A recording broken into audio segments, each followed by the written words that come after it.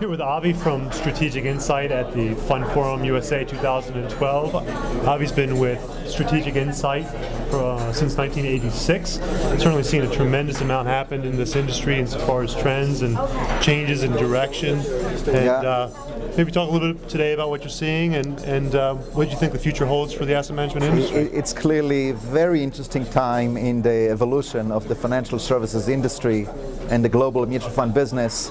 What I was thinking of focusing on 5 key points where I see the key issues in front of our industry today. The first one, from a global perspective, I think we are much more interconnected industry. The US, the rest of South and North America, Europe, Asia, investment sentiment, product innovation, harmonization of regulatory issue. It's a much more interconnected world, a lot of lessons from one market to the other, and we are at Strategic Insight are doing a lot of research related to this regulatory harmonization. Is there a sense of leadership there? Are we seeing it come out of the US? Is that still fair to say? Or I think regulators are looking at the US experience as a guide. But there's some interesting observation in terms of the US experience. For example, the shift to fee-based models, which is almost complete. The US RDR version, basically we have complete unbundling of fees for investment management and fees for advice. So the industry has transitioned without regulatory mandate. More of the way the market forces has transitioned the market and the fund and the choices. It's not clear to me that has resulted in a reduction in shareholder cost and an increase in the investment experience of shareholder, the shift to fee-based account, and especially to, at times, high velocity a fee-based account in the discretionary Revis PM. I think the industry is starting to focus much more, and I think the regulatory bodies are starting to focus much more on the investment experience in these Revis PM account. I think it's going to be one of the more interesting topics to watch going forward. Let's talk a little bit more about that, Revis PM and the volatility. What does the trend towards Revis PM mean for asset managers? If I'm an asset manager with a range of mutual funds that I'm obviously out trying to sell to an array of clients, what does this trend mean well, for me? Clearly what we have seen, especially after the recent crisis, a dramatic acceleration of interest in taking ownership of the investment process in those discretionary Revis PM. We have seen the majority of new money going into those platforms depending on the distribution company.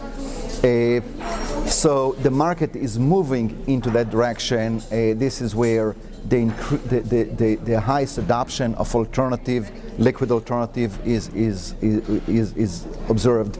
That said, we also seeing clearly on average a very high velocity and transfer and rebalancing of assets from one fund to another fund, from one strategy to another strategy. And again, on average, we know that too frequent rebalancing is too often at the tail end of the market cycle. It's just human nature.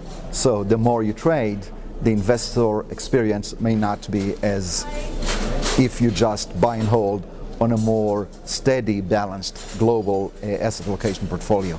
And it's an issue for the investor, it's an issue for investment companies, since the cost of entry is rising, but the expected holding period has dramatically shrunk in many cases. So how do you balance those market forces, and how do you target the right relationship to establish a more steady and healthy and inevitably profitable relationship with your targeted distribution partner?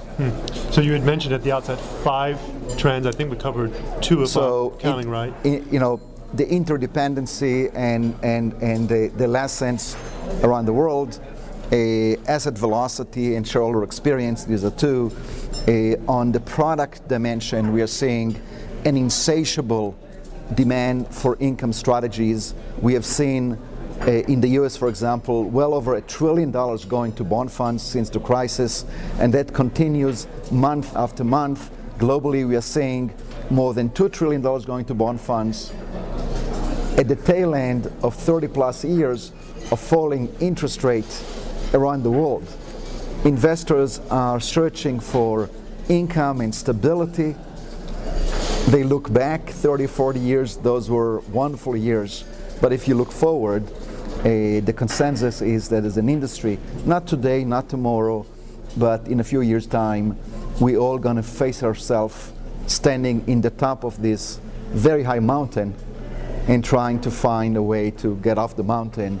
Clearly our advocacy has been that this is the time to think through investment policies, to increase the flexibility of investment policies, to have discussion with your board of directors, with portfolio managers, to team up possibly with a sub-advisor either locally or globally that can allow you more flexible fixed income management and hopefully develop some kind of asymmetric solution into a rising rate environment. I think this is the number one topic, the number one risk facing the financial industry, financial advisory business, as well as the investment management business. So that's three. My fourth point is, and I'm often joking, we all check our smartphone before we brush our teeth in the morning. Our DNA has changed. We have become permanently cognizant of changes in the world, minute to minute, day by day. And as a result, and clearly the rest of what we live through, we have this semi-permanent state of anxiety through which we live. What does it mean from an investment world? The search for solutions is here to stay. The need to outsource complexity in our investment life is here to stay, since we try whatever we can push away to reduce our sense of anxiety.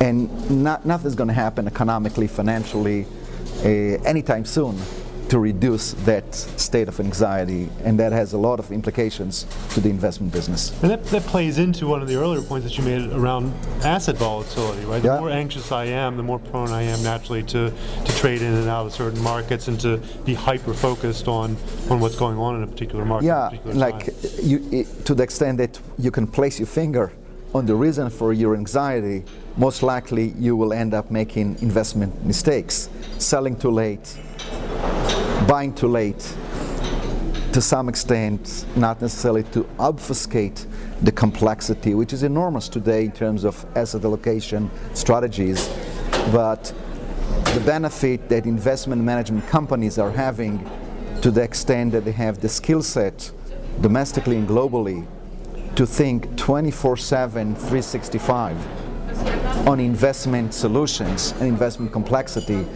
and the shift is towards sending the complexity our way, since the advisors do not know what to do, the investors do not know what to do, and even many of the strategists inside the broker-dealer are very confused and rather push it your way. Why shouldn't you push it to the investment management company that spend all the time, day after day, thinking about investment solution, wealth creation around the world? It's better to go to the expert instead of to perceive yourself as being an instant expert in the world that is so complicated and complex and changes day to day, minute to minute. And is there one more, or have we? Is that the final count? Well, I think we're done. Pretty broadly covered. Pretty broad. It's an interesting time for the business. It's an industry I love. I have been almost 30 years watching it, from a very small industry to almost 30 trillion today at Strategic Insight, as we provide business intelligence to the world of mutual funds.